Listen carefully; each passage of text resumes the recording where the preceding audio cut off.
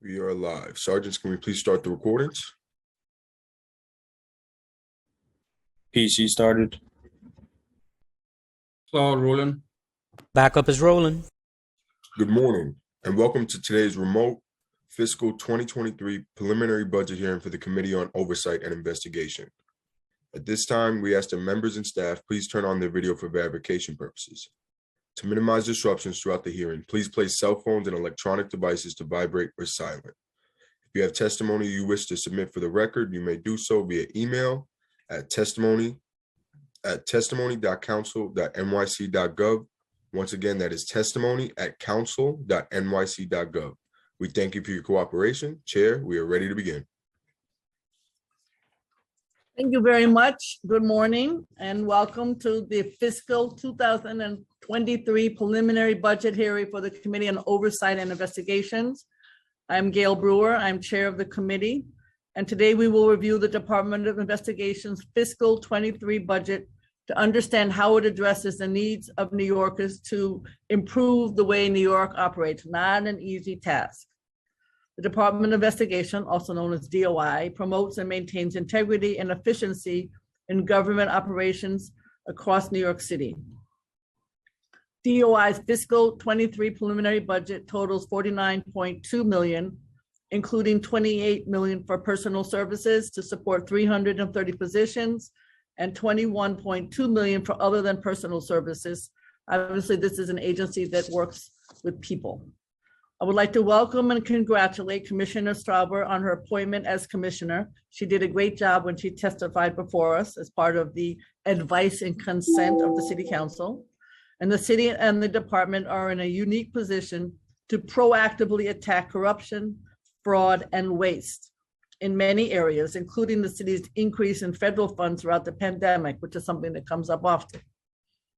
As city employees continue to return to in-person work, there is an opportunity to educate the workforce on DOI's role in this area, as well as workers' rights as whistleblowers, because we want people to understand what the agency does, and we want people to use it if appropriate, but we hope that there isn't any corruption, fraud, and waste. I look forward to continuing our fruitful discussions with beneficial oversight hearings. We have a lot of work ahead. We all have to hold public officials accountable ourselves, ensuring public money is spent lawfully, and building faith in honest government. That's actually a hard task. I'm interested today in learning about the commissioner's plans for the department, potential challenges, and DOI's role within the city as an oversight entity, as well as how we can work together to improve the department's staffing. This plan did not include any new needs, and if there are, we should hear about them, and decreased the department's fiscal 23 budget by 1.5 million and 33 positions. I remain concerned that the budget is not sufficiently funded and would like to further discuss this at the hearing today. The committee would also like to discuss this and other budgetary changes in the Adams administration's first budget to understand the vision the administration has for the department.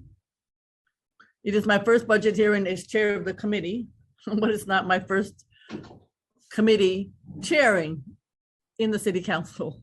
That's a long story. I look forward to learning more about the department and the important role that DOI plays in New York and the first of many successful hearings. I want to thank our committee staff, Senior Financial Analyst Jack Kern, Deputy Director Aisha Wright, Senior Counsel CJ Murray, Senior Policy Analyst Noah Mixler, and my Chief of Staff, Schuler Hooter. And now I'd like to thank Commissioner Strauber, the department's investigators, background investigators, and inspectors general for the work that they do. I'm looking forward to hearing from the commissioner, and I know there are some very special colleagues, and I appreciate everybody who's on this committee. I saw Councilmember Yeager, I see Councilmember Joseph, Councilmember Velasquez, and Councilmember Ayala. I believe that's it at this time, and I'm sure others will be joining us. So I will turn it back over to you, Sergeant, because I'm sure you want to swear in the wonderful commissioner. Thank you.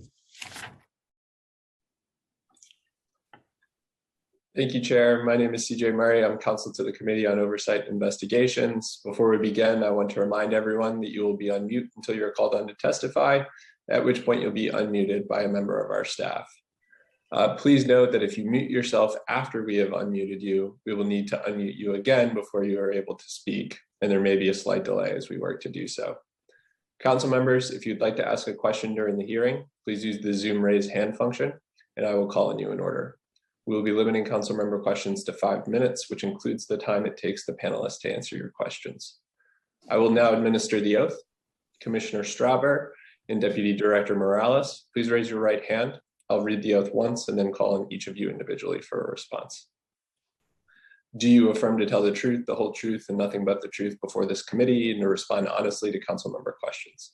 Commissioner Strauber? I do. Deputy Director Morales?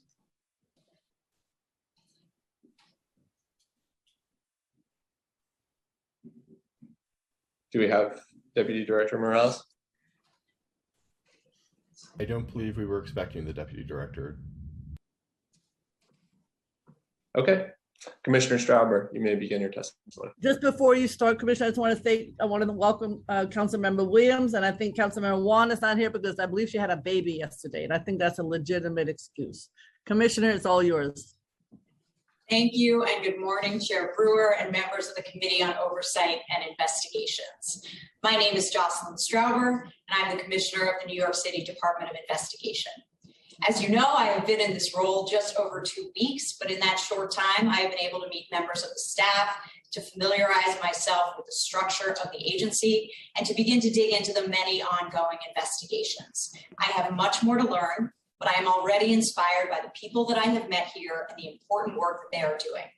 I want to emphasize to this committee how honored and humbled I am to have an opportunity to lead this agency that has been serving New York City, protecting it from corruption and misconduct, and safeguarding public funds for nearly 150 years.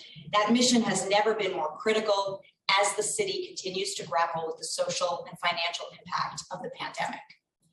DOI's investigations, as you know, can result in various civil and criminal enforcement actions. DOI also makes policy and procedure recommendations to improve city operations and to address corruption vulnerabilities that we have identified through our investigations. The New York City Charter establishes DOI's independence. The dedicated DOI staff ensures that we act with independence in the investigative work that we do every day. At DOI, we follow the facts wherever they lead, without fear or favor, and regardless of the nature or identity of the subjects involved. And we strive to maintain the highest standard of ethics and fairness in the conduct of our investigations. We seek to be as transparent as possible with the public about our work without compromising our investigative mission. As a former federal prosecutor, like many of the DOI commissioners before me, a commitment to DOI's crucial independence and to doing the right thing in the right way for the right reasons guides my leadership of this agency. Today, I'd like to speak with you about the reductions DOI has made to its budget in fiscal year 2022 and 2023 and the impact of those reductions. I will also highlight some of DOI's high priority work, and I'll share with you my preliminary plans for the agency, which include building our investigative ranks and strengthening our organizational structure to improve retention of our investigators, a key to our success. After consulting with my executive team, I believe these improvements are necessary for DOI to best accomplish its mission. I want to be upfront with you that these improvements will require additional staff and a new promotional structure for investigators that will cost approximately $1.3 million. This additional funding would make a very significant contribution to DOI's ability to do its work at an optimal level, both now and in the future. Please know that I appreciate the tough financial times that we are in and that virtually all agencies are being asked to cut back. But I believe it is important for this committee to understand, from DOI's perspective, what we feel is needed to best meet the city's needs. I'd like to start with a review of DOI's budget numbers as they now stand, which provide essential context for the budget reductions we have made and our requests for additional funding. There are new needs requests, as Chair Brewer alluded to, and I will go through those with you today. DOI's current expense budget for fiscal year 2022 is $58.2 million. $29.4 million of that number is personal services. As you know, that's salaries for DOI staff. 517 employees report through DOI's chain of command. About half of those positions are funded by DOI's budget, and the remainder through financial arrangements with other city agencies or public authorities. The fiscal year 2022 budget includes $28.8 million for other than personal services, essentially our expenditures other than salaries. $3 million of that funds a mayoral initiative to conduct a comprehensive review of city-funded nonprofit homeless service providers. The funds are used to hire 2 integrity monitors, and I'll speak more about that in a moment. The fiscal year 2022 budget numbers I just discussed include reductions to DOI's budget of nearly $1.2 million, made in connection with the city's most recent program to eliminate the gap. That reduction is in addition to DOI's previous reduction commitment in fiscal year 2022 of $490,000 for a total savings of approximately $1.7 million in fiscal year 2022. As the chair alluded to, DOI has no programs to cut, so to meet the bulk of our budget reductions over the years, we had no other choice but to cut staff. And in fiscal year 2022, we therefore achieved savings by cutting our full-time staff positions from 385 to 352, eliminating 33 positions that were vacant due to staff attrition, but that we had otherwise planned to fill. And that is on top of the 20 additional positions we lost due to other reduction requests in 2022. So that means in the past 2 years, DOI has lost a total of 53 positions. These cuts will result in reductions to our budget until at least 2026, and along with other surpluses realized in our budget, these reductions will help us meet our savings goals in fiscal years 2023 through 2026. In fiscal year 2023, DOI will reduce our budget by approximately $1.97 million. That reduction will come in part from the 33 positions we have eliminated already, and we will evaluate other discretionary spending that we can cut, such as renegotiating some contracts. Our proposed budget for fiscal year 2023 is $49.2 million, $28 million for personal services and $21.2 million for other than personal services. When the fiscal year starts in July, we anticipate receiving $4 million in forfeiture funds, principally federal forfeiture that resulted from criminal investigations and which can be used for law enforcement purposes other than salaries, and $1.8 million in intra-city funds that support staffing. These additional funds would supplement DOI's budget, bringing it to $55 million for fiscal year 2023, and would allow us to maintain our staffing at about the same level as it was in fiscal year 2022. DOI worked hard to make these budget reductions, and we are proud to do our part to help the city close the deficit. But I cannot emphasize enough the deep impact that the loss of staffing has on DOI's ability to fully meet its mission and mandate. It is my belief that the city receives an invaluable return from each DOI investigator, namely in the identification and prevention of corruption, waste, fraud, and abuse. I'd like now to speak a bit about our work over the past year. Our investigations demonstrate the important role we play in ensuring that New Yorkers have the honest government that they deserve. To give just a few examples, in 2021, we investigated construction-related misconduct, alleged attempts to bribe city employees in connection with procurement, and individuals who took advantage of vulnerable New Yorkers in need of housing. We also focused on schemes related to the COVID pandemic, including the submission of fake vaccination cards to city agencies.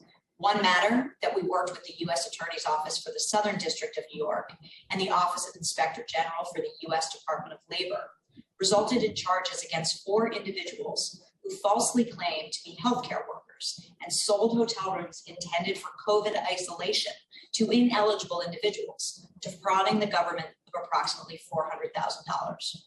COVID-19 related fraud remains an active area of investigation for DOI. Now let me turn to a few specific priority areas. The flow of contraband into the city's jails has long been a DOI focus. An illegal trade facilitated by visitors, tainted mail, and in some cases, employees and officers of the Department of Correction.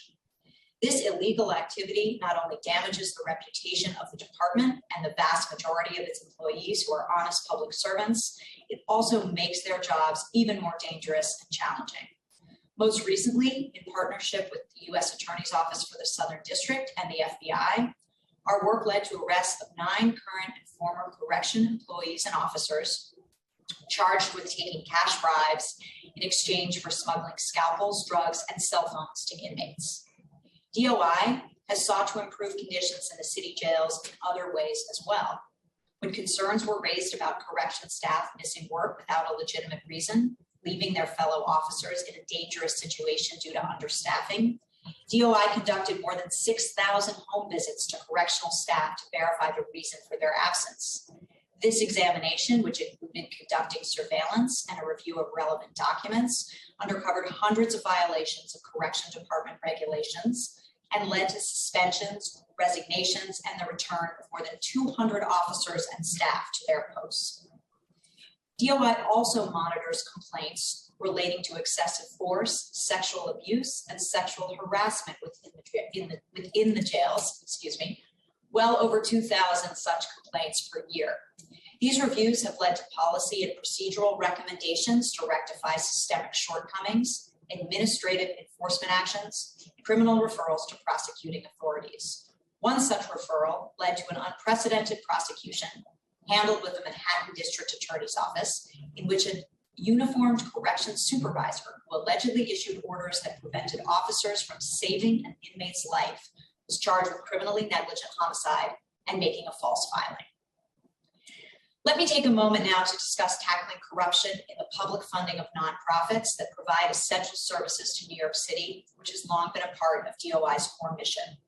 In November 2021, DOI issued a comprehensive report proposing improvements to the city's budgeting, invoicing, and auditing of billions of dollars in nonprofit human service contracts that the city awards. And just last month, the former CEO of the city-funded Wrong Parent Housing Network pleaded guilty to conspiracy to enrich himself in a bribery and kickback scheme in connection with an investigation we conducted, again with the U.S. Attorney's Office for the Southern District. Because the nonprofit provides critical services and the city wanted to continue working with it, DOI recommended and secured an integrity monitor to oversee its operations, reported to DOI. In light of that criminal investigation and ongoing concerns about city-funded homeless service providers, in February of 2021, DOI embarked on a comprehensive review of these providers, a Herculean and unprecedented task. The city's Department of Social Services worked with DOI to identify almost 70 Department of Homeless Services shelter providers for review, and DOI procured 2 integrity monitors to provide forensic accounting and investigative support. DSS is leading a review of the provider's sexual harassment policies, also with the monitor's support. DOI's review is intended to identify any issues that may reflect on the provider's integrity or violate city contracts, such as conflicts, related party transactions, nepotism, or financial mismanagement. As DOI reviews the materials obtained from these providers, it will determine the appropriate next steps, driven as always by the facts that we find. I'd like to turn now to the NYPD, and as this committee is aware, DOI conducts investigations and makes recommendations related to the policies and practices of the police department through DOI's Office of Inspector General for the NYPD. In December of 2020, as part of DOI's investigation of the PD's response to the George Floyd protests, we also examined the history and current state of affairs of police oversight in New York City. Among other things, we recommended that the mayor and city council consider consolidating existing police oversight functions into a single agency headed by an independent board. I believe consolidating these currently overlapping functions has merit, and I continue to study the new structure that the report proposed, recognizing that change along these lines must have the support of the mayor's office and this council, and will take considerable time to thoughtfully implement. In the meantime, I want to assure this committee and all New Yorkers that DOI will continue to provide robust oversight of the NYPD. To that end, I have already met with the acting inspector general for that unit am in the process of reviewing their ongoing matters. Prior to my arrival, DOI began taking steps to fill the Inspector General position, and I am committed to hiring a high-quality candidate with relevant law enforcement experience who understands the complexities of police oversight in New York City, as well as how to advance investigations. I'd like to spend a minute on DOI's background investigations backlog. You are aware of that backlog and our extensive efforts to address it in recent years. I'm proud to report that those efforts have been successful. We began tackling these backlogged investigations in the summer of 2019. We hired additional investigators with extra funding provided by the city and supported by this council. DOI restructured the background unit, and in just over 2.5 years, we have cut the backlog by 75%. From 6,500 open background investigations in the summer of 2019 to approximately just under 1,600 currently open now. We expect to complete the remainder in the next 18 months.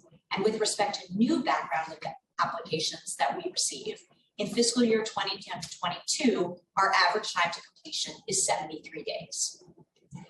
Let me speak for just a moment about DOI's use of monitors. Our integrity monitorship program has been used in dozens of oversight matters, and it allows DOI to expand its oversight of critical contracts and large infrastructure projects, and thereby help prevent and deter wrongdoing.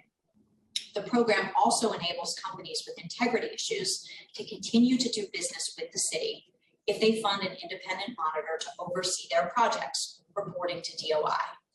Currently, there are 11 integrity monitorships that report to DOI, 7 paid for by the vendors and 4 paid by the city. DOI maintains regular contact with the monitors to stay informed of any issues identified, to plan next steps, and to ensure that the monitor's work and budget aligns with DOI's expectations. Let me now turn to address our new need requests. Over the last 2 weeks, I have worked with my executive team to better understand the challenges that DOI is currently facing and the improvements we need if we are to maintain and strengthen our ability to pursue our core investigative mission. Simply put, to do our work as well and as thoroughly as possible, we need to hire and train more people, and we need to retain the people that we hire. That's fundamentally the basis for the majority of our funding requests, which I will walk through now. While all of DOI's staff is critical to our success and supports our investigative mission, the investigators themselves are foundational to our mandate. While we recognize the need for budget cuts in the current environment citywide, it is important to note that these cuts impact our agency differently. They have left many of our squads seriously understaffed, limiting our investigative capabilities. DOI can and will continue to adapt to our current staffing to the best of our ability, but we will need to make some very hard choices without additional personnel. As I said at the outset, we request an additional $1.3 million to make certain improvements to both staffing and structure. We will use these funds to hire 12 additional investigators at the entry level and 6 other investigative staff comprised of 3 auditors, 2 attorneys, and an engineering auditor, and to fund the promotion of certain existing staff. First, we seek funding to implement a title structure and a path to promotion within the agency that we believe will reduce the rate of attrition. Over the last 20 months, due both to attrition and hiring restrictions, our staff was reduced by approximately 16%. That attrition, we think, is due in part to the lack of a transparent and consistent title structure for investigators across the agency, and thus an absence of clear opportunities for advancement. Furthermore, with respect to some of our investigators, their experience does not currently align with their title and salary. Therefore, we plan to create a consistent 3-tier title structure and to bring experience, title, and salary into alignment. This plan will require that we promote and give raises to certain members of our staff, and thus will require approximately $200,000 in additional funding. We anticipate that this shift will directly and positively impact retention and recruitment. Second, we seek funding to hire additional investigators. To meet these needs, we are seeking approximately $1.1 million for a total of 18 additional investigative fines. 12 of those, as I mentioned, will be entry-level investigative hires. We want to train them together as part of a new program that aims to provide a common understanding of investigative best practices and to prepare these new investigators for assignment to any squad within DOI.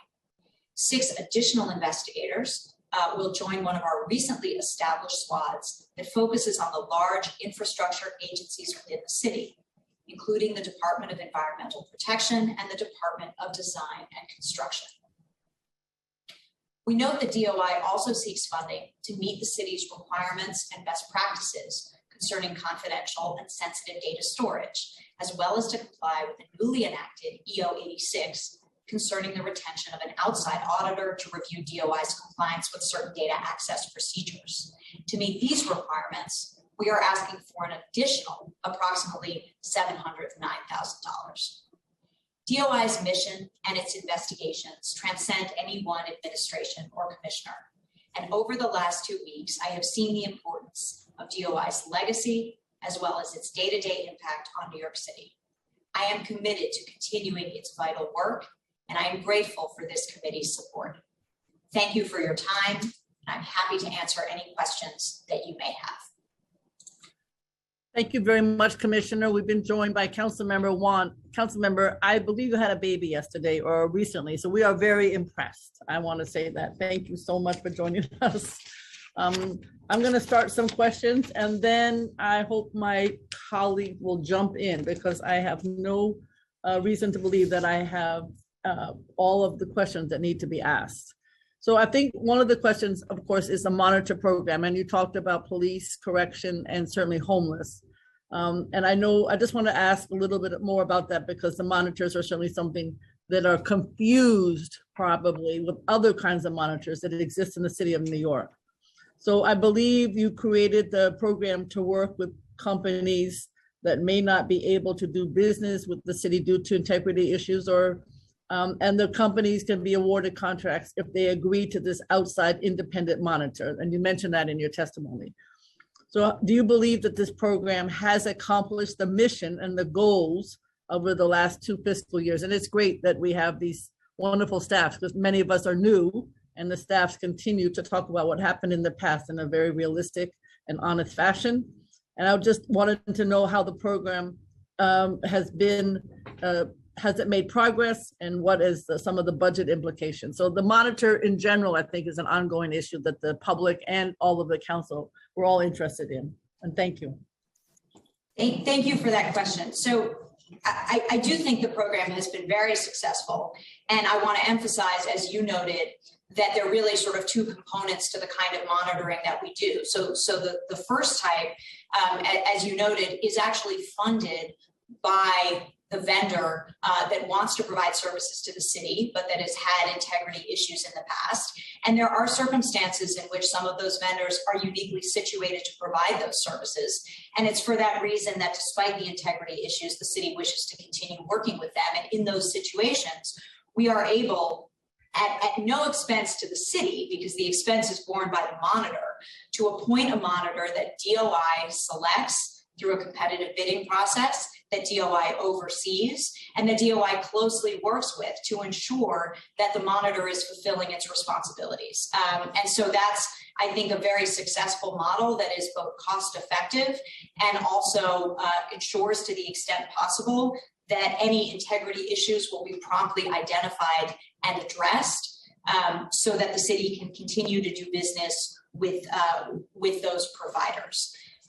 There are a number of other situations where DOI will retain and fund the monitor. One of them, in this case, is a monitor that oversees a review of homeless service providers. And the funding in that case, although it appears as part of DOI's budget, is actually provided by the mayor. That's a $3 million monitorship project, and that actually arose out of DOI's observation in connection with the criminal prosecution that I mentioned.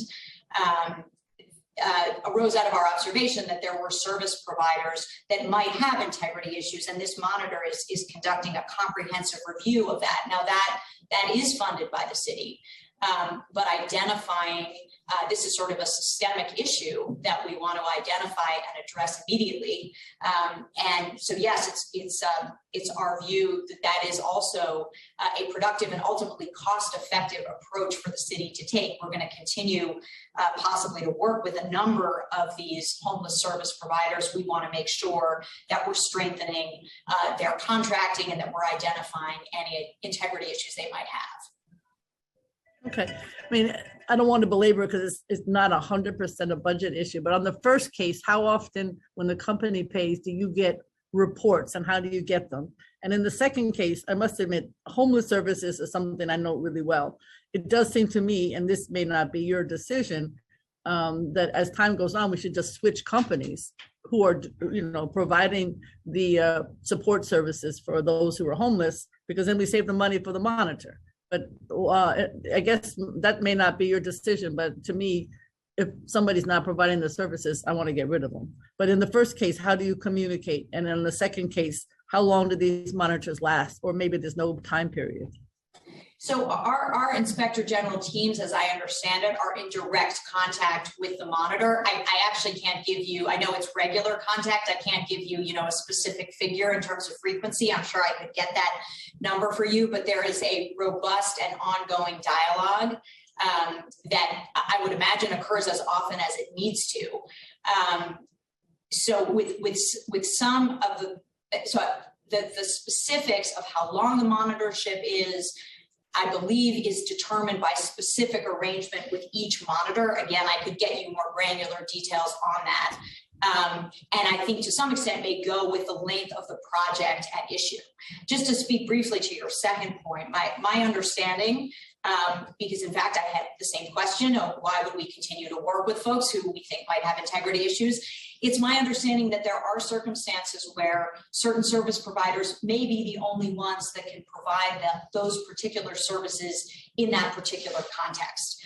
And that's why a decision is made, to continue working with them. I obviously can't speak to all of them. There may be some exceptions there and room for reconsideration, but that's my understanding. And I believe that is a decision, as you know, that's made by the city. Right, and I'll work on that later. So I appreciate those answers.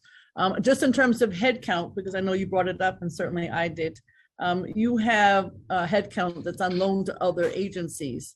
And I know this is not uncommon in the city of New York. So can you talk, as you did a little bit in your testimony, about the agencies that you collaborate with, the details of the responsibility? And I think you mentioned this, but just again, how many staff are currently on loan to other agencies? Okay, so in terms of on loan to other agencies, just to be clear, the way I understand this is that we actually have staff from other agencies that are quote unquote on loan to us. And I'll note that they make up the total headcount figure that I gave you. But when we talk about reducing positions, we're not talking about reducing those positions. We're talking about reducing positions that are either funded by our budget or are funded through funds provided by other agencies, just to make that clear, as distinct from agencies like NYCHA or Health and Hospitals. And agencies is not exactly the right term for those entities, but that provide us with personnel who they pay, but who are part of our Inspector General squads and report up through the DOI chain. So that's how that breakdown. Those are the ones, yeah, those are ones I was talking about. So those are the ones that I was mentioning. I guess the issue is you've got some that loan to you, and then you, in a sense, loan to others. It's sort of like back and forth. Am I right about that? I don't think, Chair Brewer, that we actually loan back to other agencies. Those folks that come to us are really they're full members of our IG squads. They, report up through the same chain. They do the same work. And they're sort of fully a part of DOI. We don't, as far as I'm aware, sort of loan out folks to other agencies. We do have certain offices that are on site where we have folks on site at particular agencies, but they are still very much part of DOI. Okay, that's clear. And then, of course, what makes you so special is that you're independent from the mayor, from the city council, and that gives the public lots of hope that you will do what I think is correct, which is to not be impacted by elected officials. So how do you, as commissioner, value this independence, plan to make it clear so that you can do your work independently. And again, this is somewhat of a budget issue, but also just somewhat of making clear exactly what your agency does so the public understands it. I think it's absolutely critical, and thank you. It's always nice to get this question and to have some time to talk a little bit about how important this is. I think fundamentally the best way to show that we are independent is not so much by saying that we're independent, which I'm happy to say over and over again, and which we do say internally and externally, but by the way we do our work, right? Which means that when a complaint comes in, regardless of who it might reflect poorly on or what agency it might involve, we just follow the facts. We take a look at what the allegation is, and then we take the standard necessary steps to investigate it. And then, depending on what we find, that will dictate where the investigation goes. Is it a criminal referral? Does it go back to the agency? Is it potentially an issue that warrants a broader investigation that might result in a public report, something that might propose some systemic changes? But all of that is dictated by the facts that we find. And I think that is the best, and then making those investigations and those reports public to the extent that we can is the very best way to be independent and to show that we're independent. Okay, I appreciate that, because I think that's what people want to understand is the role of your agency. And one other question, again, is somewhat budget related and somewhat to understand. I don't know how many city agencies there are, but I believe you have 45 mayoral agencies that you have oversight. And then, of course, there are the city boards, not to mention all of the other, what I call the quasi-city, mentioned NYCHA, Health and Hospitals, certainly Department of Education. So my understanding is that you do not have oversight over the Department of Education. You could explain that. That has come up in the past in different forums. So can you talk about the ones that, making it clear, am I right about what you do have oversight? And are there other public organizations or areas in the city that you except for DOE, that you don't have oversight on that would be thought to be that you should or that you do so that the public understands? Right. So there are a broad range of mayoral agencies and non-agency entities that we do have oversight of. I have to say, I don't want to sort of presume to speak comprehensively here or to identify those that we do or we don't that folks might not be aware of, because I am frankly still, as you know, in a learning process myself. But I certainly think that to the extent that I or others here become aware of areas where we think perhaps we should be exercising oversight, or perhaps we should have oversight where we don't, that's the sort of thing that I would want to be in a continuing dialogue, with this committee and others about. So we are certainly thinking all the time, not just about doing the work in front of us, but are there other areas where we should be active? And so I appreciate the opportunity to think more about that and to continue that discussion. But just Department of Education, that is its own integrity discussion commissioner and so on, right? Am I right about that? That's a separate entity. Yes, as configured, the special commissioner for there's a special commissioner of investigations for the school system, and that role serves as the commissioner of investigation for the Department of Education. That's right. Okay, and then you talked about, I think, again, people. And just to be clear, we do have some oversight of that function, but it also functions independently of us. So we receive annual reports, we receive other reports of substantiated closed investigations, but it's a very different relationship than, say, the relationship we have, obviously, with our inspector generals who we supervise directly. And I know the issue of asset forfeiture, we often hear about the district attorneys having the asset forfeitures. I don't think people understand that you do also. So that was very helpful when you mentioned it. So again, the November plan added $4.7 million in federal funding from the Department of Justice for federal asset forfeiture. And I think in the past, there have been varying values. So just generally, how do you use federal asset forfeiture funding, and what causes variation in the amount received? And if you want to talk a little bit more just generally about asset forfeiture, I think people would appreciate that, because it does have an impact hopefully positively on your budget, or at least you can't use it for personnel. I know that's very clear, but there may be other things you can use it for.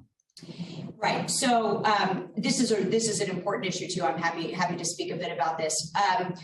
Cases that result in there are state and federal cases that can result in asset forfeiture. And forfeiture is really the return of ill-gotten gains. Forfeiture is different from restitution, just so folks are clear on that.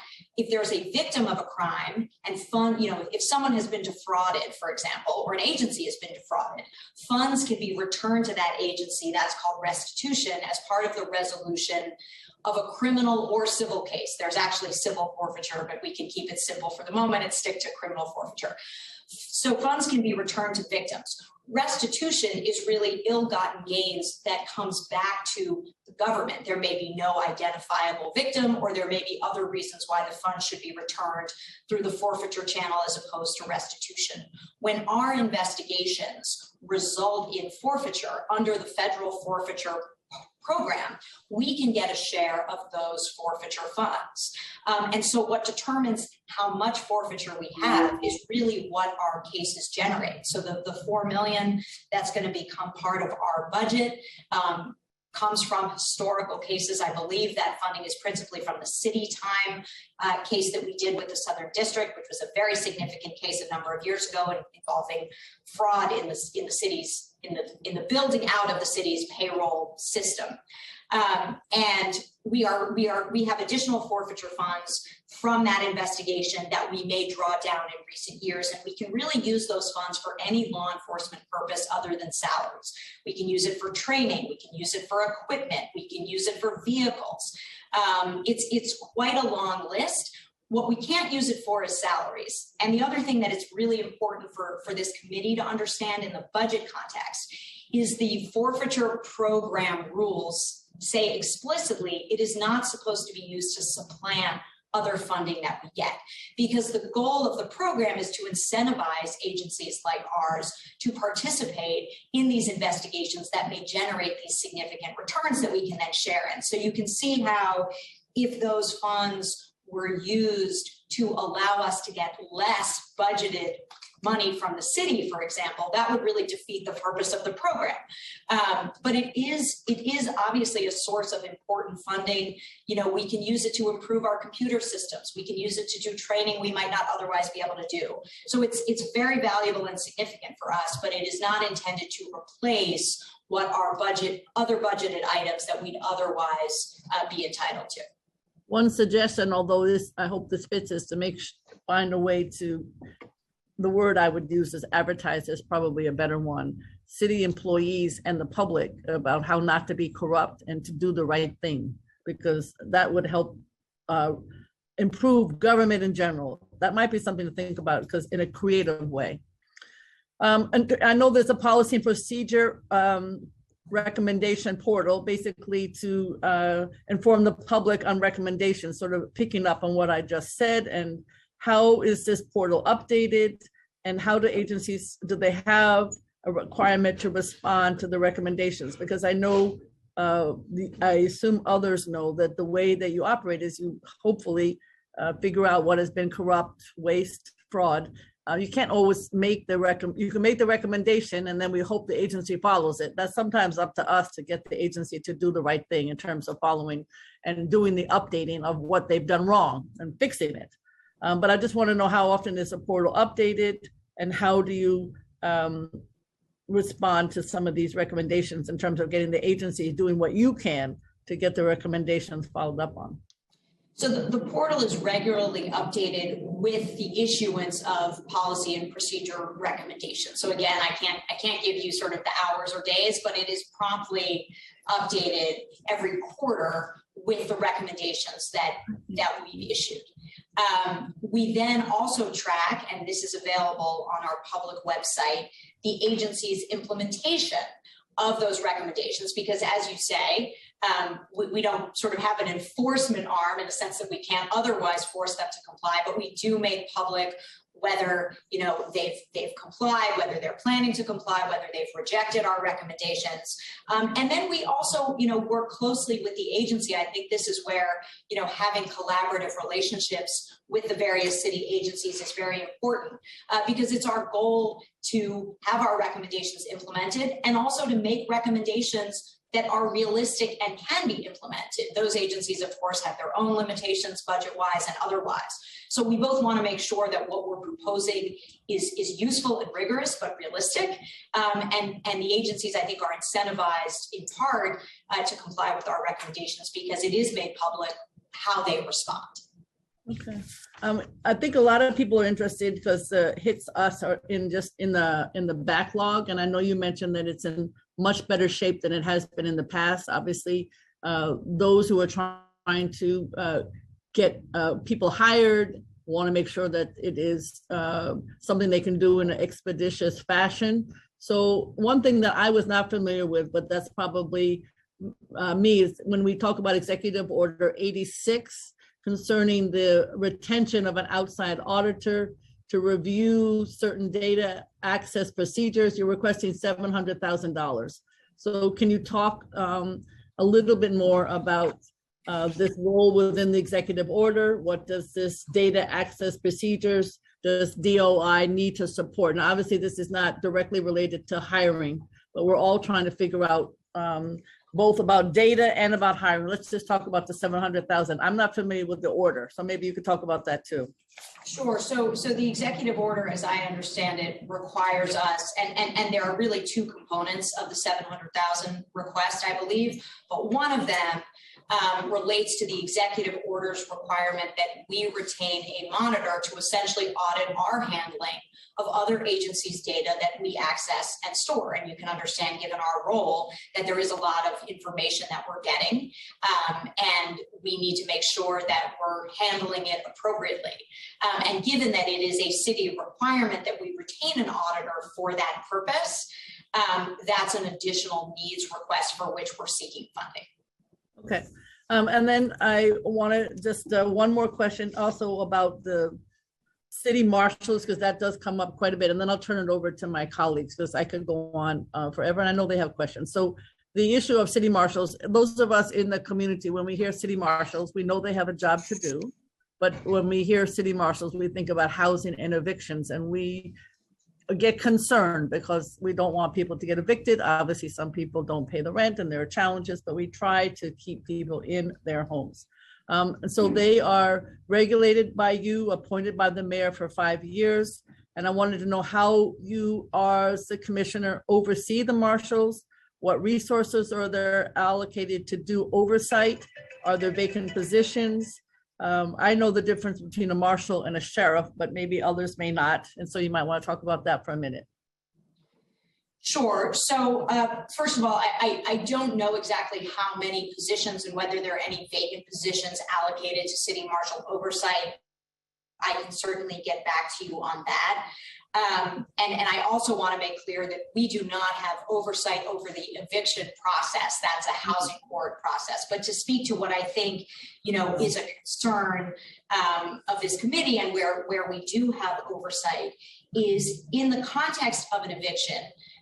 The marshals may learn sometimes not until they show up at someone's home that the person to whom the eviction order pertains is someone who is not really able to advocate for themselves. They may be disabled, they may have other limitations, they may not be able to move, and they may not really be positioned to take advantage of the city services that might otherwise be provided to them. And one of the things that we do is that we facilitate the marshals referring those folks to adult protective services where they can get the kind of support that they need. And that referral also delays the eviction process.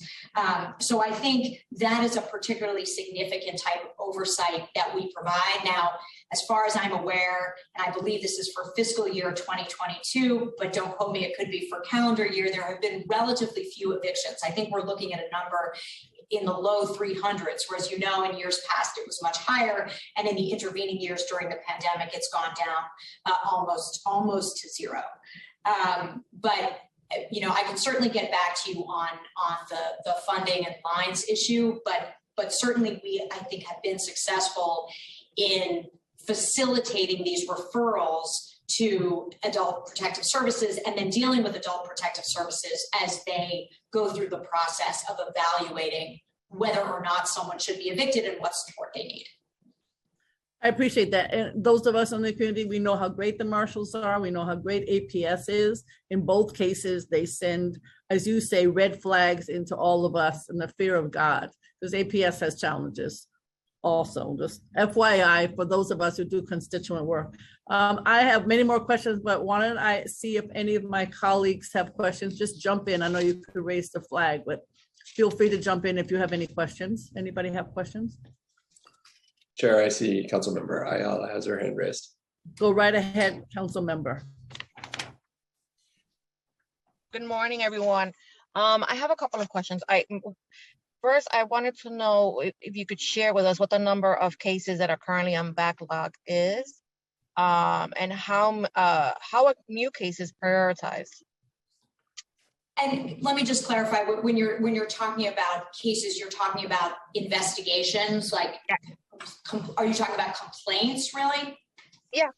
Okay, that seems like the right number. Let me see if what I can tell you is that in terms of complaints that we received, I can give you the number of complaints that we received in the first 4 months of fiscal year 2022. And that was 4,308 complaints, which if you annualize that number, we're looking to be higher for this fiscal year than we were for fiscal years 21 and 20, which is what we would expect given given that we're coming out of the pandemic.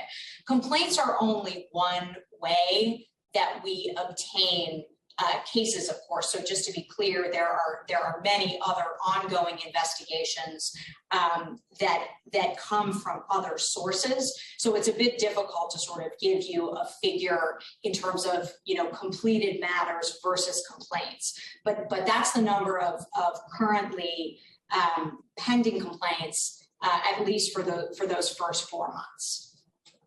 I mean, it's a pretty significant number. And my concern is, if we have staffing issues, if the agency is not, adequately staffed at the moment, then does this, I would imagine, extend the length of time that it takes to remediate complaints and look into, and to, I guess, fully investigate more serious complaints that are coming into the agency?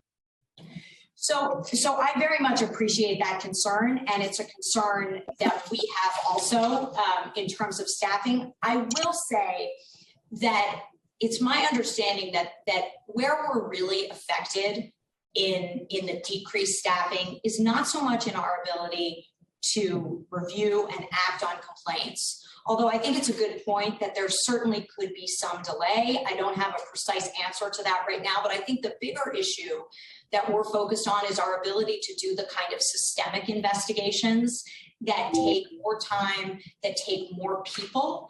And that's where I think we're more likely to see a decrease if we can't have the staffing that we need.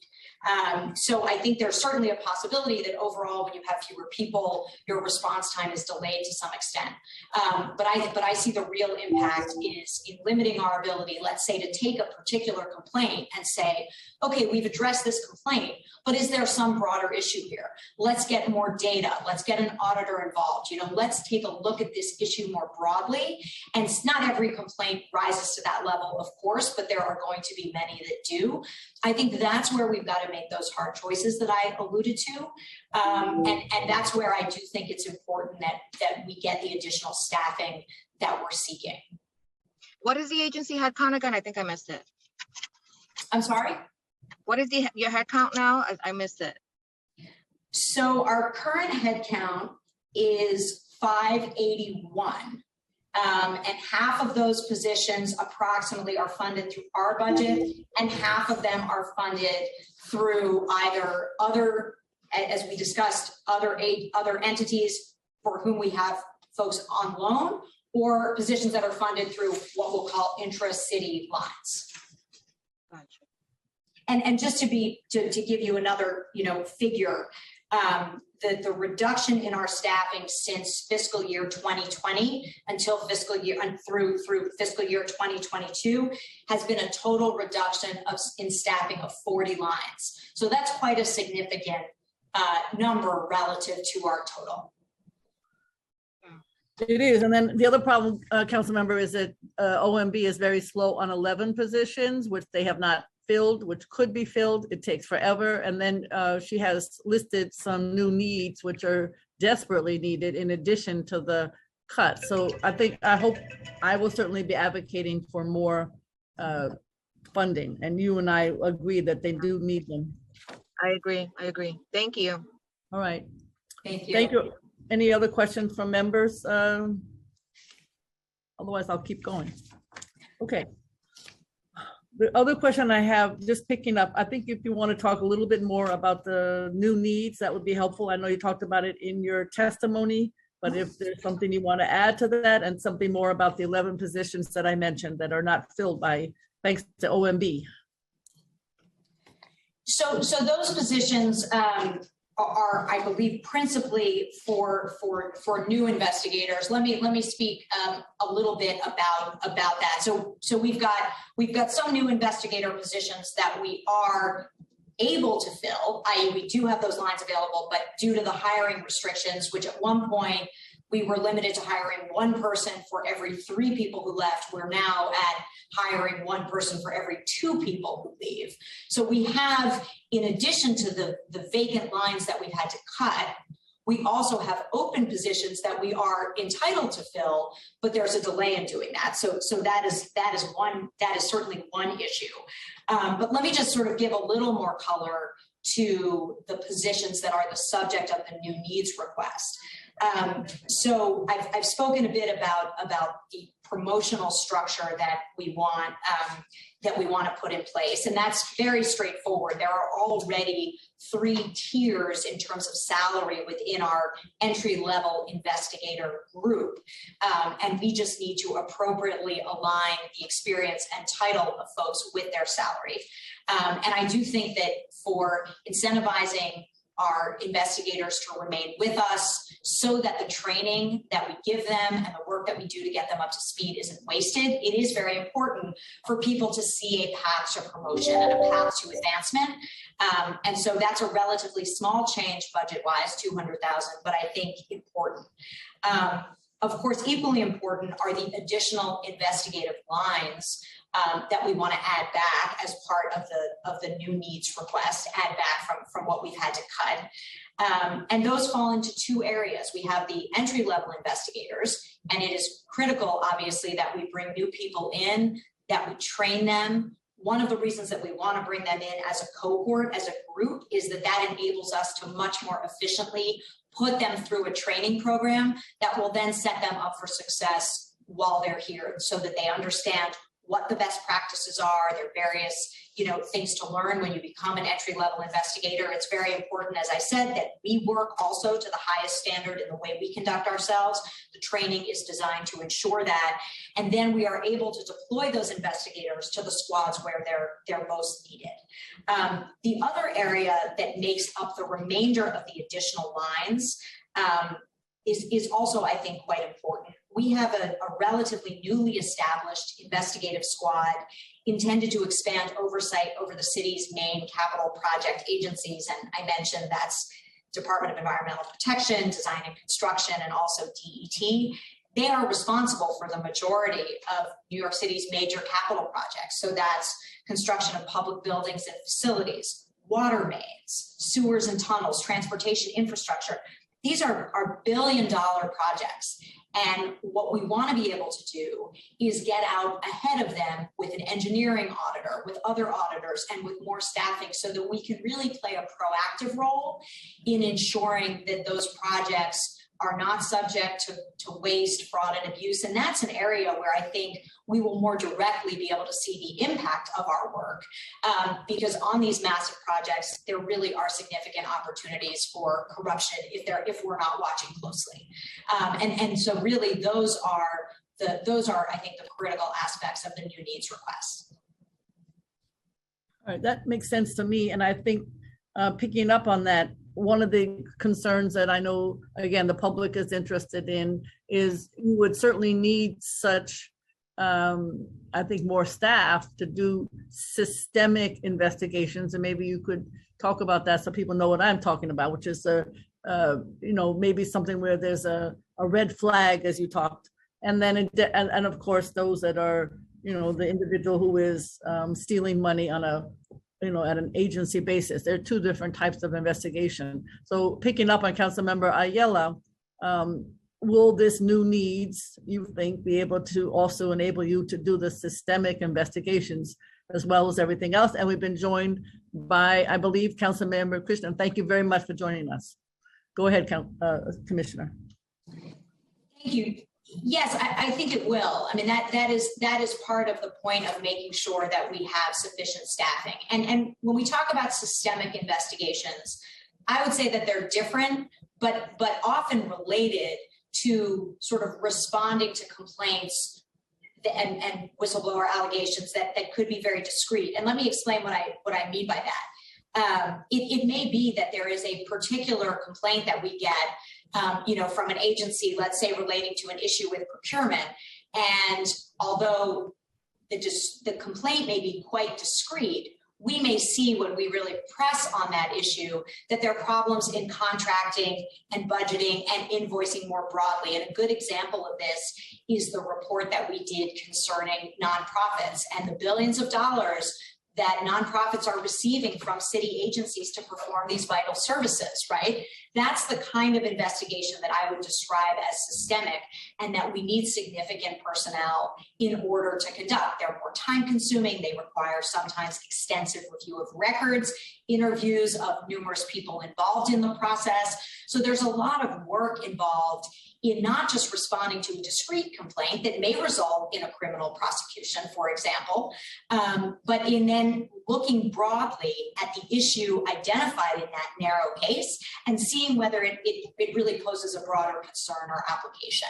The other thing that I want to mention is how I hope to use data analytics also to identify areas that, again, may result in more narrow examples of fraud and abuse, but I think also could help us identify systemic areas for reform. And that's basically to take the vast amounts of data that these city agencies generate and apply algorithms and searches that we can run over vast amounts of data to look for anomalies, to look for spending that looks out of whack, to look for services that for various reasons don't seem to be being performed or couldn't be performed at the dates and times that the invoices would suggest. And this is also something that requires not just a data analytics team, which we have recently stood up and who are really well positioned to do this work, but very close collaboration with our investigative squads who know the agencies and know the types of data that they maintain and also know the way procurement or grants or other acts that those agencies undertake are supposed to work. You have to know both things to know when something you're seeing in the data is an anomaly.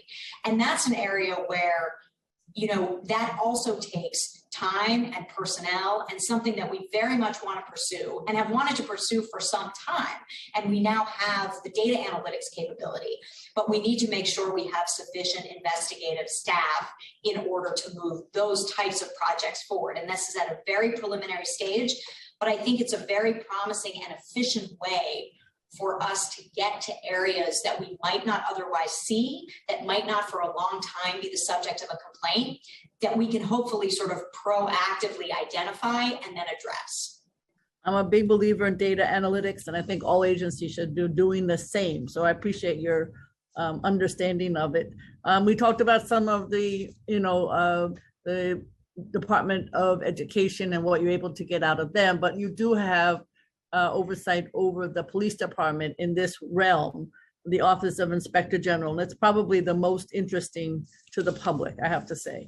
And I know you talked a little bit about maybe a new way of looking at the agencies that comprise or oversight of the police department. That probably is somewhat controversial, but it's not controversial, obviously, to have a fully funded Office of Inspector General for the police department. I know you mentioned that you're working to staff it up. But I wanted to know about the, a little bit more about what you are doing to staff it up, because there are an awful lot of vacancies there in addition to the leadership. I believe that the staffing is 39 budgeted positions, but as of January, only 19 of the 39 were filled. And I know that we want to make sure too, that in addition to what you talked about for your agency, that these two people stay, they come in on entry level, they, goodness knows, get trained. And I don't think they're particularly highly paid. So obviously what you might want to do is some higher paid, more skilled investigators. So I just want to know if you could talk a little bit more about this portion of your work. Absolutely. So, as you know, the IG squad for the NYPD plays a very important role. They really are focused principally on systemic investigations, right? Identifying areas of improvement and reform for the NYPD. And we do have fewer, as you point out, we do have significant vacancies in that squad. And that is in part because of the hiring restrictions that I've mentioned. We certainly are actively seeking hires in those positions. We are also mindful that since we are in the process of finding a new inspector general, as you know, Phil, you previously had that position left at the end of last year. We are also mindful that that person will have some thoughts about hiring. And so we do, now that we are actively looking for someone to fill that role, we do want to allow some flexibility so that that person, can have a say in the staffing, but it is definitely a priority. We have posted for the IG position. We're actively looking at resumes. We've got some excellent candidates. It's a very important position. So it's certainly, at the top of my list in terms of vacancies to fill. Absolutely. Okay. And of course, within the DOI world, you would, I assume, work a little bit with IAB, NYPDs, and also CCRB. So I'm just wondering, even though we're not necessarily talking about your vision, how do you work with them now in their current context, if at all? Sure. So there are some overlapping functions that, or there's some overlap in the mandate that our IG has with those entities. And one of the things that we do is we frequently get complaints that for that reason, due to the overlap, are more aptly suited for them. And so there's a referral process that we are actively receiving complaints and sort of giving them out to those entities where appropriate. So that's one of the main ways in which we work together. I think one of the issues with the overlap, and this is something that we flagged in our report on the George Floyd protests, is that the NYPD is receiving requests for documents and other information from multiple entities at once.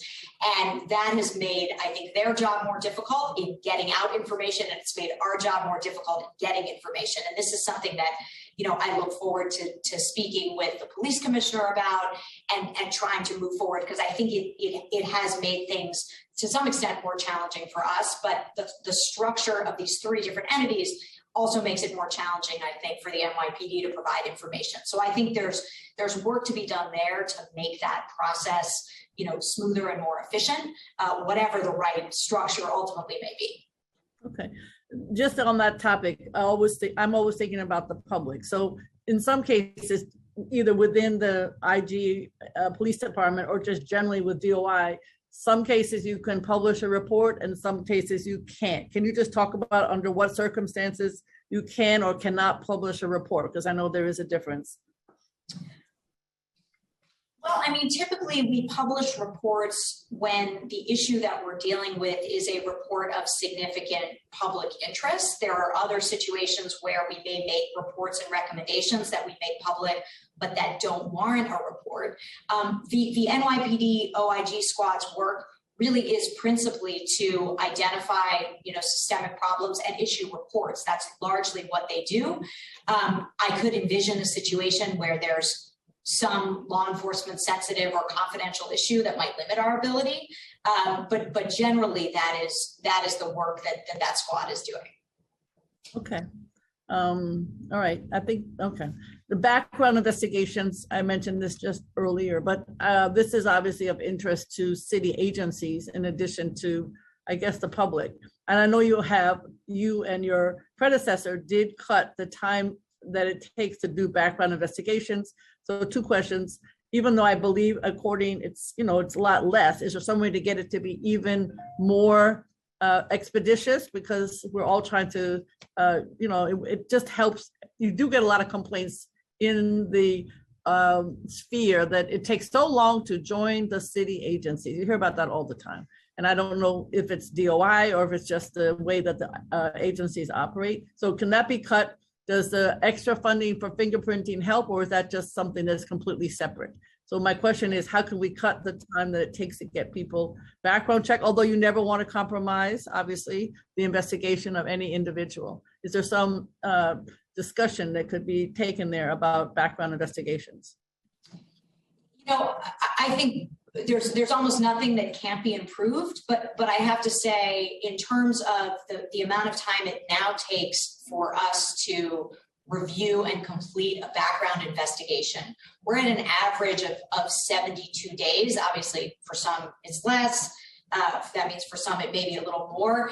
I think that's a fairly prompt number, and often, depending on the position, the person can begin work while their background investigation is still pending. So I think, at least for some positions, we are not a logjam in terms of people, beginning to work at the agencies, that are employing them. In terms of the fingerprinting work that we do, we are on a very fast turnaround, as I understand it. I was just looking into the numbers this morning. At least for childcare workers, for example, I believe our turnaround is less than 7 days.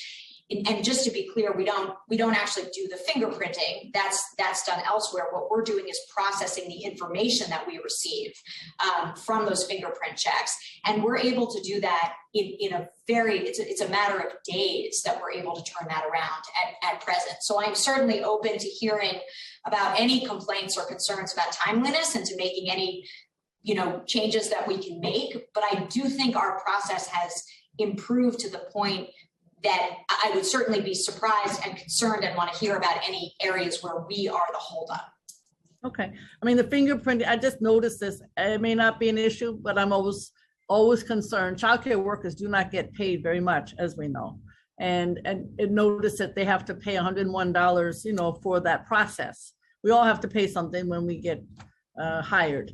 But I just thought that was quite a bit. Maybe that is not a red flag, as we say, in terms of concern. But I think it's something that we should look at, because I know childcare workers get paid so little, but maybe I'm the only one complaining. I do not know. I worry about those workers all the time. So one of the, I would say, sister or brother agencies, of course, is District Attorney, all of the Southern District, Eastern District, NYPD. So how do you, we talked about NYPD, but how do you work with the other agencies and any others that are, might be appropriate to discuss at this hearing, District Attorney and the Southern District in particular? How do you work with them? So I would describe all the prosecutors' offices that we work with, and that would be all of the DA's offices in the city, the U.S. Attorney's offices for the Southern and the Eastern Districts of New York.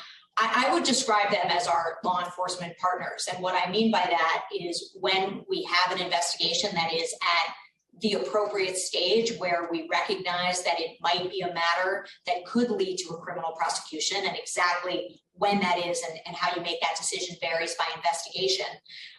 But we liaise with the appropriate office, and the appropriate office depends on the nature of the case, the location of the potential criminal conduct, our historical relationships with each of those offices, because some have experience with certain types of cases. So that's how we decide which office to work with.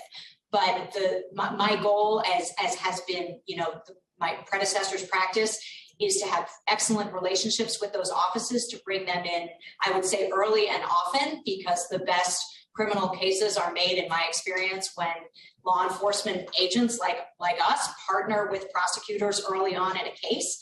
And those are excellent relationships. I think it's very important to maintain them and strengthen them, and that's what I intend to do.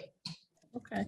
A little bit more on the, I know you talked about the technology and how you're going to use some of the data analytics. Is that something that, how would, when you have a red flag as an example, how would data analytics play a role? How would that work in terms of the, or maybe the data analytics is the way that the red flag gets developed? Can you just be clear, clarify that? Yes, I think it's the latter. I think the idea is that ideally, what I'd like to do is to be able to take large amounts of data for any particular agency or even across agencies, and there's a lot of steps we have yet to go through before we're able to do that, and run programs that could identify anomalies in invoicing, something unexpected in terms of payment patterns. Some of these examples I sort of can't even imagine, but I know that they are going to be out there, where in the absence of a complaint, in the absence of a press report of misconduct, we could see something in the data where we can say that doesn't look right. It doesn't make sense that this should cost this and that should cost that, or that this vendor is invoicing for this and not for this. Whatever the patterns are that we'd be looking for, and like I said, that's very dependent on the individual agencies and the work that they do. But the idea would be, even in the absence of a complaint or some other red flag, that the data itself can give us a window into something that's not right. And we can then seek documents, conduct interviews, take all of the normal steps that we would when we got, let's say, a whistleblower type complaint. But we're doing it just based on patterns in data. Okay. Again, if there are council member questions, let me know. I would be glad to participate with you. So outreach and education. I mentioned this when I spoke because I am concerned about the city contracts, certainly city employees, making sure they understand what your agency does so that they do the right thing. So I know you do outreach and corruption prevention. I assume you do lectures, e-learning, and so on. And so I'm wondering, DOI offered 449 of these lectures apparently in 2019 compared to 67 in 2021, understandably, because of the pandemic. But we wanted to know, how many are you planning, and can you describe the courses? How do they differentiate perhaps between contractors and city employees? Are they required by city employees? Should they be? And certainly for the same thing for contractors. So with respect to city employees, we have a module that we distribute. I believe it's through DCAS. It goes out to the to I think all of the agencies that we cover, which is all of the agencies. And we are actually in the process now of getting that out. We do this on a regular basis. I don't think it's annually at the moment, but it's on a periodic basis. And we're in the process now as people are coming back to work and we don't have the sort of connection issues that, as you say, interfered with our ability to deliver these lectures during the pandemic. We're getting these out now, and we're seeking, as we always do, the agency heads support in ensuring that agency personnel are participating in this module and are getting the training that they need. We cannot require it, but it is something that we partner with the agencies to get compliance on. There are, I think, other opportunities for us to give lectures. So I think this is an area where we're going to continue to be active. We have been very active in the past with a dip during the pandemic.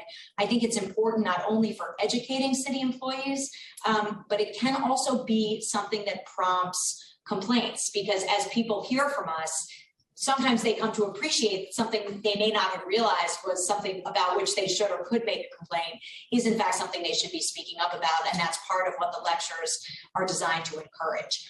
What I can't speak to, although I could certainly get back to you on it, is what kind of training we do for contractors. I do know that when there is a monitor in place, the monitor plays a role in ensuring that the contractor, the vendor, has the right code of conduct, has the right policies and procedures in place. So that's a form of training.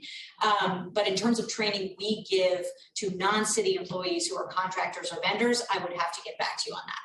Or even if it's necessary, and I do think we do probably need to talk more about maybe making it more mandated, sexual harassment, et cetera, is mandated, something to think about.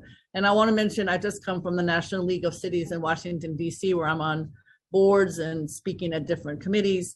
And the amount of money that is coming, thanks to the Biden administration, to entities around the United States, if they apply, is phenomenal. Obviously, we dealt with the issues of money for the pandemic, and now this is another sort of follow-up, something to think about, because there will be a lot more federal funding coming either on a competitive or as of right basis that would in fact need, I would think, some training along the lines that you just described. Councilmember Yeager, go ahead.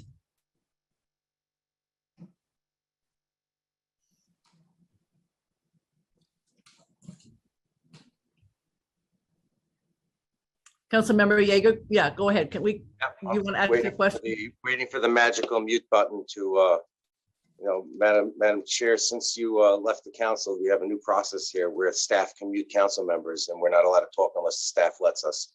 We hear you, Councilmember. Go ahead. Thank you very much.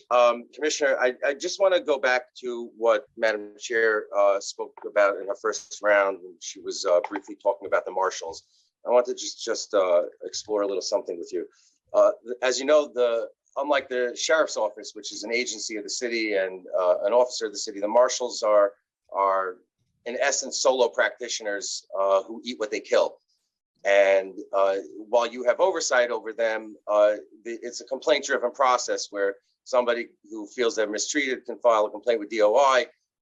You'll surely dispatch investigators, and within due course, it's looked at and a resolution of some sort. But that's not the immediate assistance I think that most New Yorkers who encounter a marshal problem need.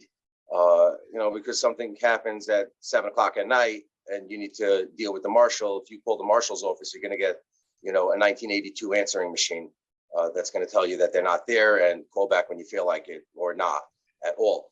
And this is particularly at issue with regard to, yes, evictions, which may start up again, but it's also with regard to bootings and towings, particularly bootings.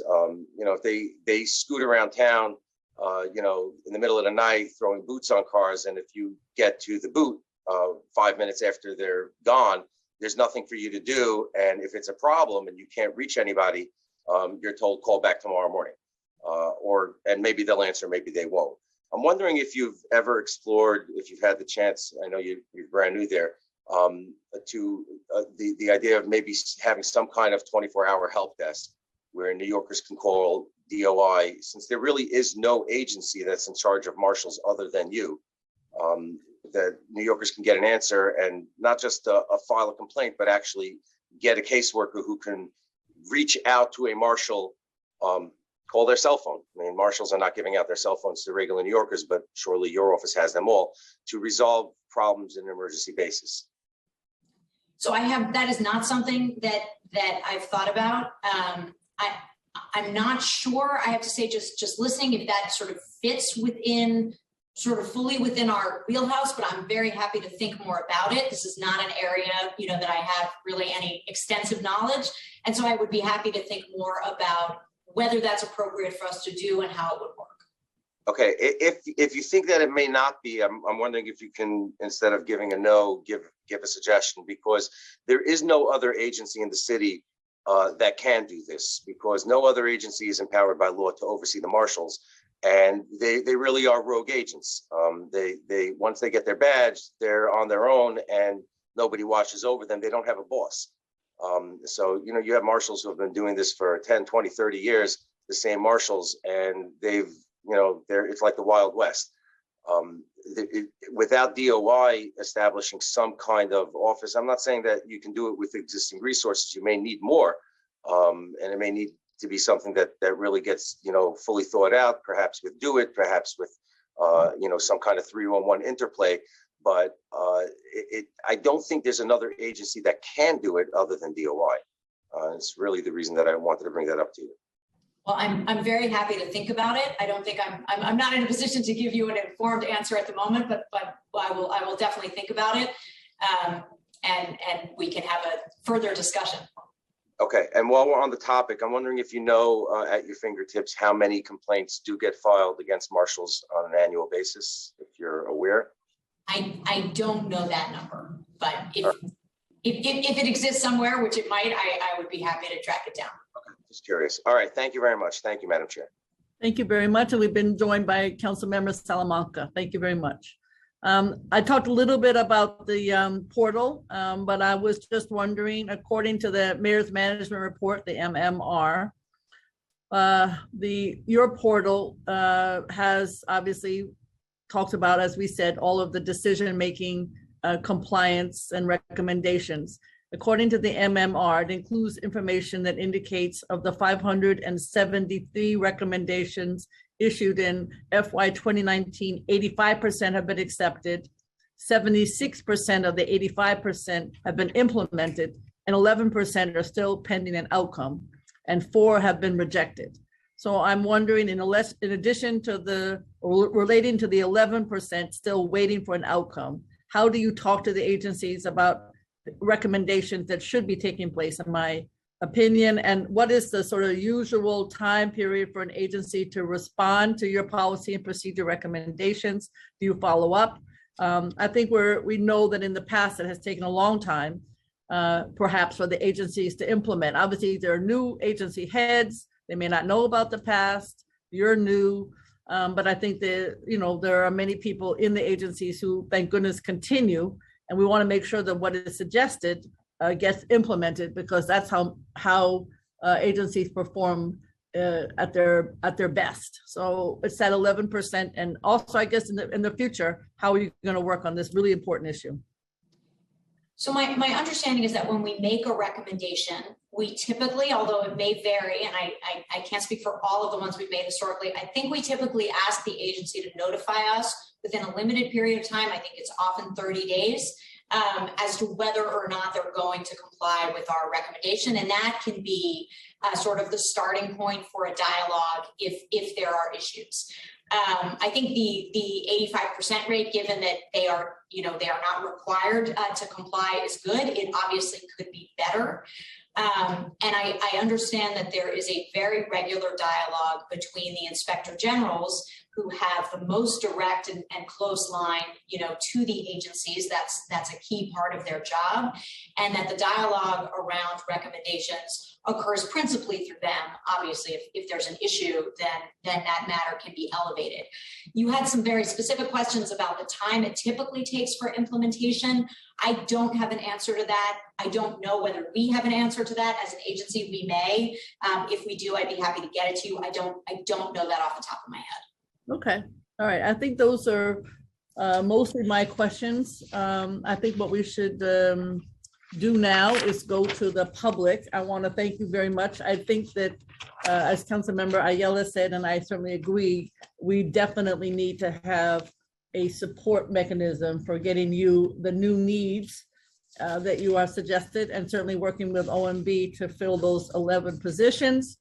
And we know that the job that you are doing has to be something that's really known to the public. I think that's one area, take some staffing, but take some thinking outside the box, ways in which we can understand what your agency does, and that it is there for the best of all of us. But it is not, I think, known what exactly Department of Investigation does, except it's like, the public understands that it deals with corruption, it deals with fraud, it deals with waste. But what does that mean for us individuals so that we do the right thing? And that's where, and I think we should be looking, given the vast amounts of federal money, as I indicated earlier. I was blown away by the amount of money that the Biden administration is making available. Infrastructure you talked about, if you're talking about DEP and you're talking about DDC, you're talking about infrastructure.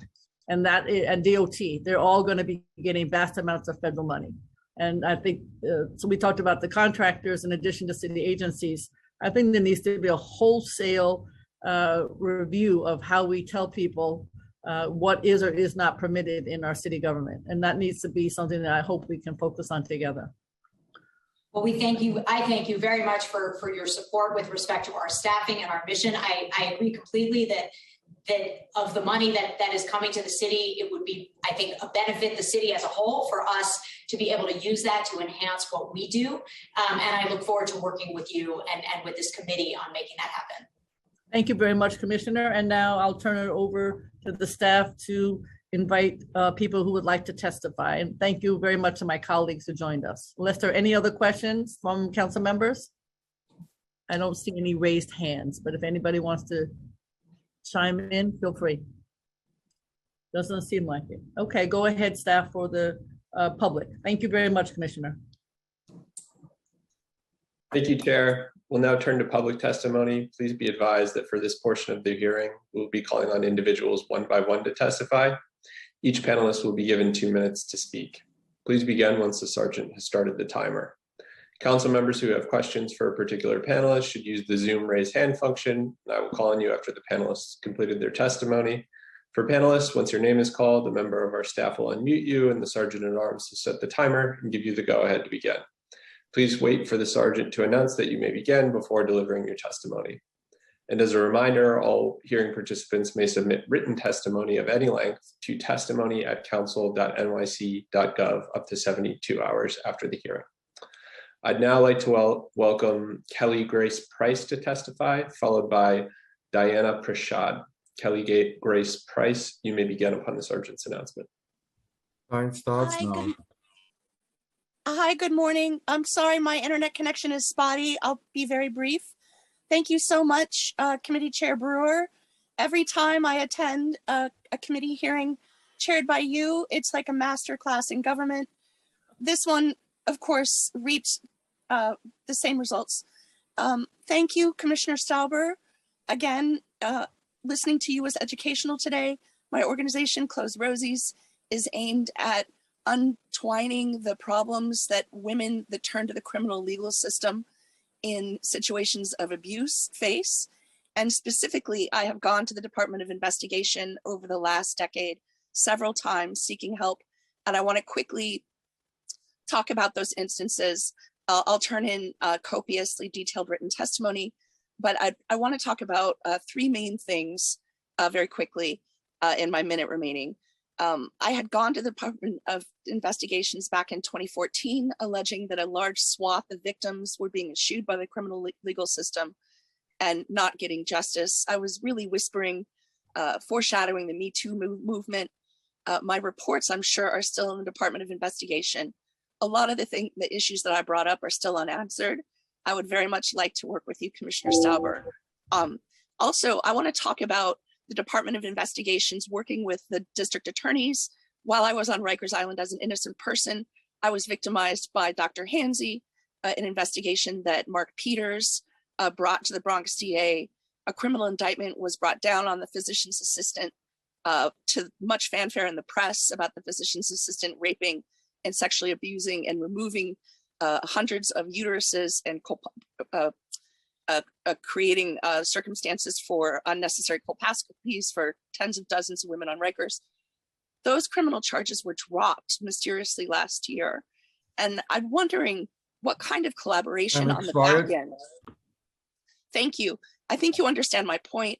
There's no recourse for district attorneys that drop DOI investigations. This one in particular, I'd like to shine a light on. And I hope to work with you. Please read my written testimony. Thank you so much, Kelly Grace Price, Closed Rosies. Thank you. I'd now like to welcome Diana Prashad to testify. Diana Prashad, you may begin upon the sergeant's announcement. Time starts now.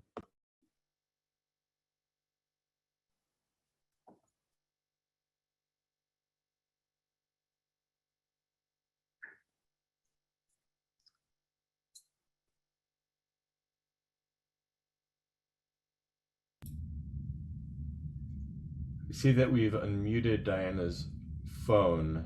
Diana, if you are at your phone and can hear us, you're invited to testify. Hi, can you hear me? Good morning. Yes. Hi, good morning, committee members and chair. I finally have the opportunity to address this committee for the first time. My name is Diana Prashad, and I'm a private citizen, taxpayer, and a homeowner who has been dealing with a dangerous situation. My wife and I are being discriminated against and retaliated against by HPD, DSS while being blackballed by DOI for reporting corruption and fraud as perpetuated by these agencies. In 2007, I purchased my home through a HPD first-time home owners program. Homeowners in my development are bound by a 25-year owner's occupancy contract, which means that we are contractually and legally obligated to remain in these homes as our primary residency until 2032. Per our contract with HPD, HPD is supposed to monitor and enforce these covenants.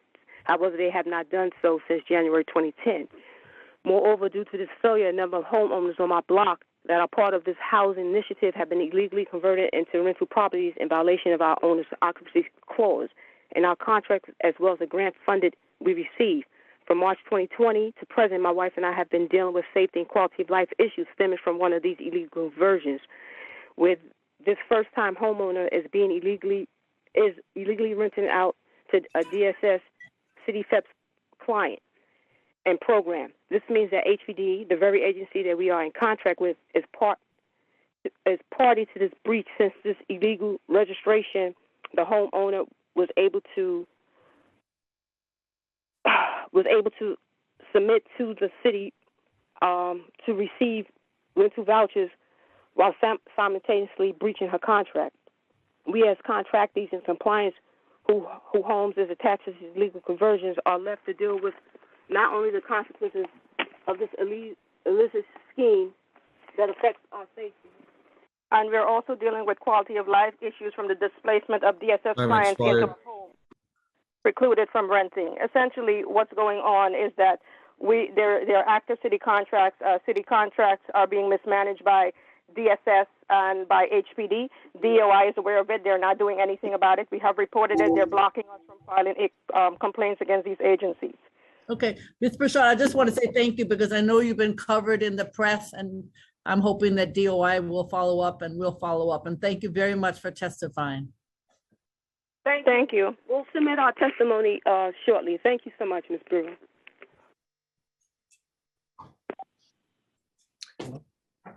Thank you. I believe we've heard from all the registered witnesses who are on the call, but at this time, if you wish to testify and your name has not been called, please raise your hand using the Zoom raise hand function. And seeing no hands raised, I'll now turn it over to Chair Brewer for closing remarks. Well, I certainly want to thank the staff and my colleagues who joined us. I think we have an exceptional commissioner who is focused on this agency. And I want to appreciate her testimony and her staff. I have to say that it's an incredibly important agency, and I think it needs to do more outreach. As I said earlier, I certainly support these increases in funding that she has requested, and hope that OMB fulfills their commitment to fulfill to allow the 11 spots that need to be funded in addition to the new needs. And perhaps in the future, she needs even more staff. So I want to thank everybody for joining us today, and there's lots of work to be done. Thank you very much, everyone. And this hearing is now concluded.